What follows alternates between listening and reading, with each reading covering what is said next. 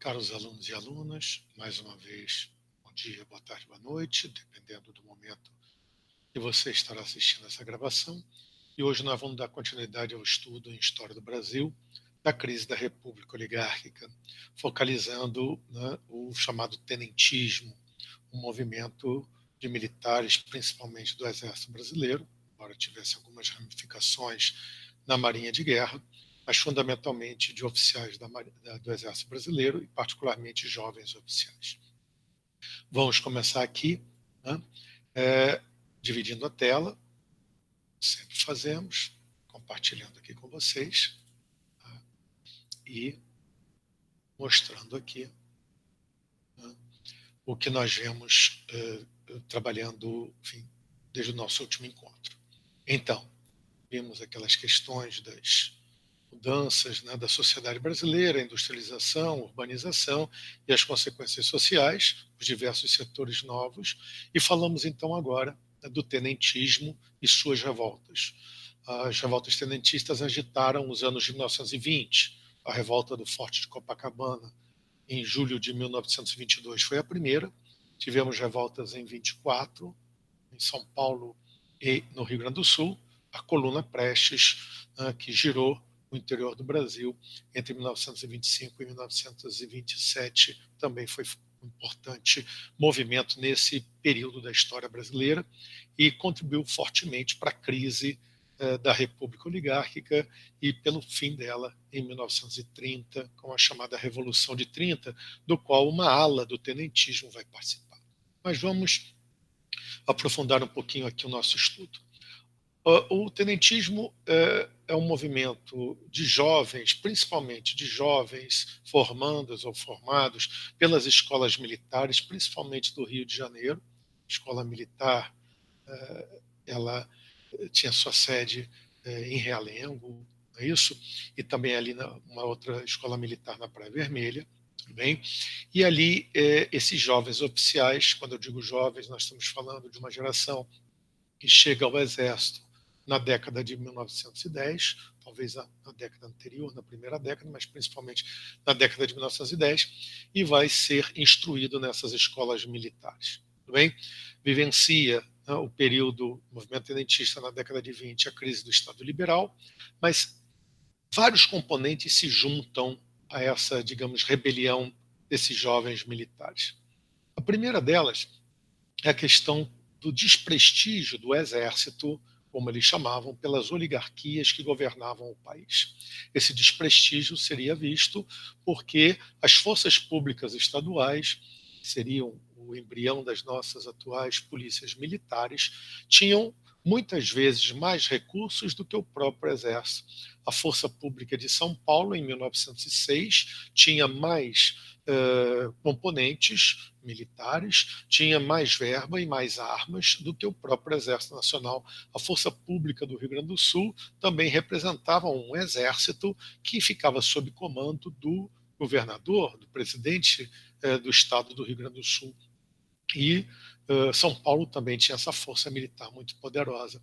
Na verdade, eles consideram que o que as oligarquias fizeram com o pós-proclamação da República foi fortalecer esses exércitos, como antes, na época do Império, tinham fortalecido a Guarda Nacional, né, em detrimento do Exército Nacional, exército que na época do Império só foi efetivamente, digamos, fortalecido quando da Guerra do Paraguai. Mas, enfim, tá? A ideia, então, de que a carreira militar era desprestigiada. Tudo bem?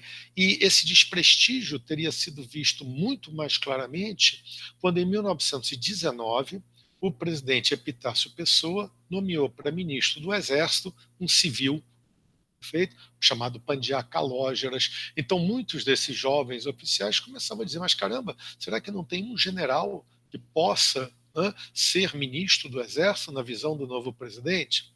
Enfim, essa não compreensão do papel, né, dos militares, que na visão desses jovens membros do Exército Nacional, oficiais do Exército Nacional, tinham naquele momento, contribuiu, né, para o seu ataque ao governo oligárquico. Além disso, eles consideravam que o domínio das oligarquias desde o governo Prudente de Moraes, desde o último governo militar, tinha sido o do Hermes da Fonseca, né, que Hermes teria sido domado pelas oligarquias, quer dizer, um Floriano Peixoto, que tinha sido o governante militar, né, que garantir a consolidação da República, era visto por muitos desses jovens oficiais como, digamos, um exemplo. É isso? A República dos cafeicultores, a república das oligarquias, ou como eles chamavam, dos carcomidos, dos envelhecidos, tinha traído a verdadeira república proclamada no 15 de novembro pelos militares no Rio de Janeiro.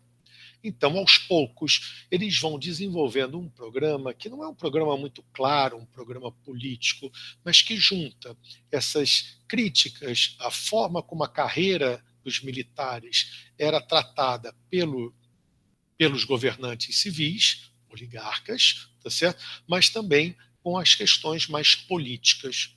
Certo? A campanha eleitoral de 1922 ela foi um definidor, né, dessa posição de grupos, digamos, mais radicalizados desses jovens oficiais. Apresentou-se a candidatura Arthur Bernardes, que era o antigo presidente de Minas Gerais, ex-governador de Minas, com o apoio de São Paulo. Em 1919, as lideranças das oligarquias paulista e mineira, o PRP, Partido Republicano Paulista, e Partido Republicano Mineiro, tinham assinado o chamado Pacto do Hotel Glória, aqui no Rio de Janeiro. E por esse pacto eles estabeleceram que haveria um revezamento no poder entre mineiros e paulistas. Para muitos historiadores, é aqui que efetivamente começa a chamada República do Café com Leite. Ora, essa forma de resolver as questões das eleições, das candidaturas presidenciais, descontentou diversas oligarquias. A oligarquia, por exemplo, fluminense do Rio de Janeiro, a baiana, a própria oligarquia gaúcha, que não aceitavam esse condomínio, né, entre São Paulo e Minas, entre paulistas e mineiros. E diante desse fato, com a candidatura Bernardes, mineiro, apoiado por São Paulo, formou-se um movimento de oposição, ainda dentro do campo oligárquico, a chamada Reação Republicana, que apresentou a candidatura do ex-presidente da República, Nilo Peçanha, que tinha assumido a presidência em 1909 com a morte do presidente Afonso Pena, certo? E Nilo Peçanha, que era fluminense, repito, ele se candidata e recebe apoio, né? Recebe apoio da oligarquia da Bahia, recebe apoio da oligarquia do Rio Grande do Sul, tudo bem? Nesse processo da campanha presidencial, é a segunda eleição competitiva no Brasil, primeira campanha civilista, Hermes da Fonseca contra Rui Barbosa, agora a campanha da reação republicana contra a candidatura Arthur Bernardes, houve um episódio denominado episódio das cartas falsas, também, quando no meio da campanha eleitoral apareceram cartas que teriam sido escritas por Arthur Bernardes, tudo bem, para lideranças políticas fluminenses, criticando duramente Hermes da Fonseca, que então era o presidente do clube militar, tá? E criticando o legislativo e fazendo uma crítica dura, tá, aos setores, digamos, da oposição da reação republicana.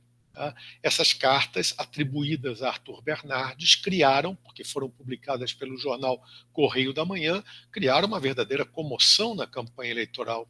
Bernardes afirmou que ele não tinha escrito, que as cartas eram falsas, mas a campanha foi contaminada por isso. Posteriormente, foi provado, não é isso? Que a campanha, que as cartas eram efetivamente falsas. Em junho de 22, ou seja, já passado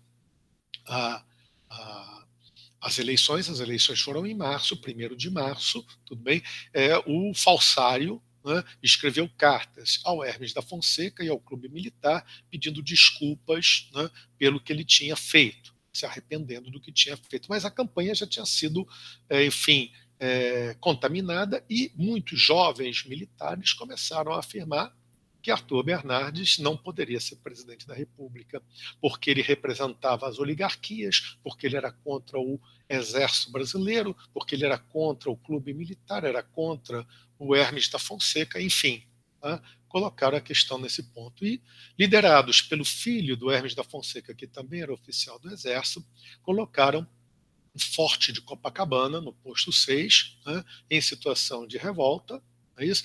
A revolta na Escola Militar de Realengo falhou, o Forte de Copacabana ficou isolado, certo? A partir da liderança, porque o filho do Hermes da Fonseca resolveu tentar negociar, saiu do forte, foi preso, né, e a liderança do movimento ficou com o capitão Siqueira Campos. Tá? E Siqueira Campos resolveu que tinha que sair com os que desejassem combater, na visão dele, até a morte. As tropas legalistas que estavam cercando o Forte de Copacabana, eles deveriam ir para a rua para fazer o combate. Tá? E essa aqui é a foto dessa marcha conhecida, ali pela Avenida Atlântica.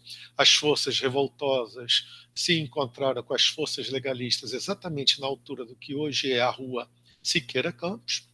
Ali houve combate, 2 mortos, vários feridos, certo? E a revolta do Forte de Copacabana, ela terminou dessa forma sangrenta.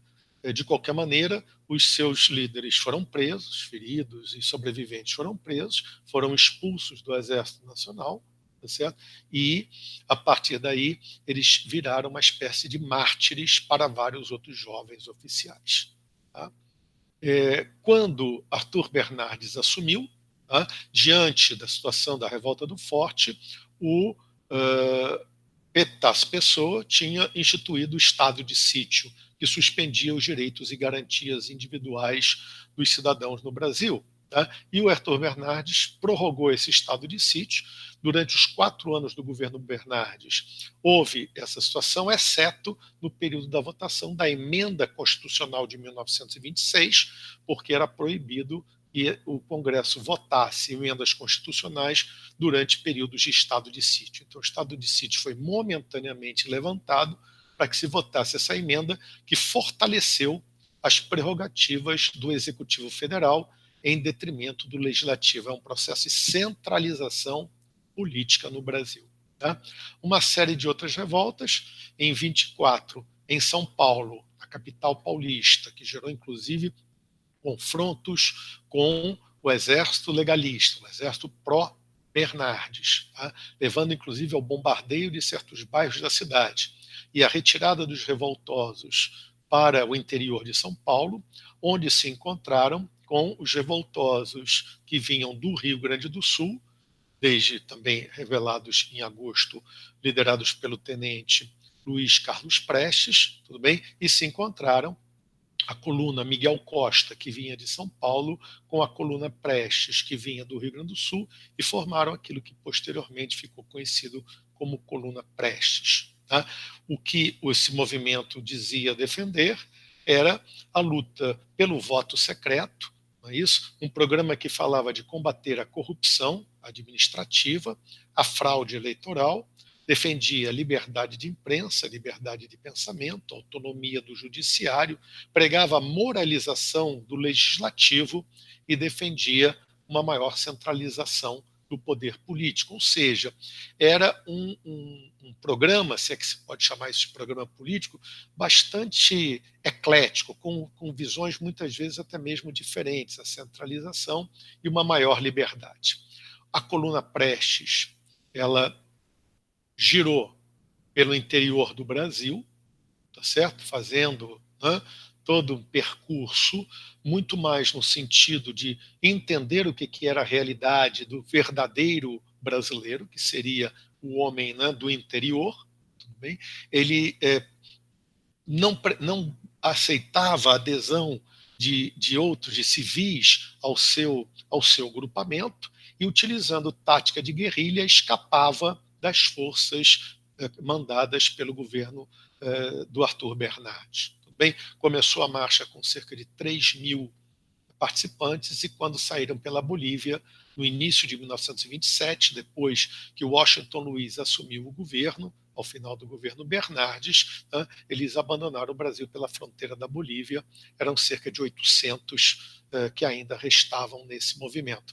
Aqui a coluna de São Paulo, em 24, que se encontra com a coluna gaúcha e sob a liderança, então, de Luiz Carlos Prestes e Miguel Costa também, num primeiro momento, tá?